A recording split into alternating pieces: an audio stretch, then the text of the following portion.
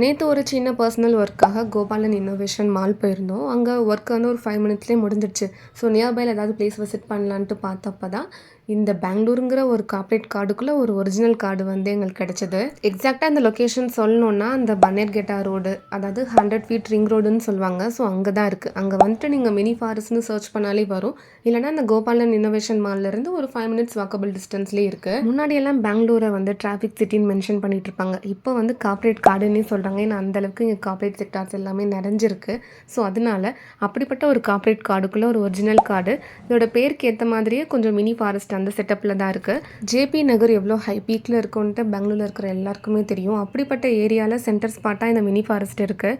So நீங்கள் walking போகணும், கொஞ்சம் ப்ளசன்டபுளாக டைம் ஸ்பெண்ட் பண்ணணும்னா இங்கே நியர்பையில் இருக்கிறவங்களுக்கு கண்டிப்பாக ஒரு சூப்பரான பிளேஸ்னே சொல்லலாம்.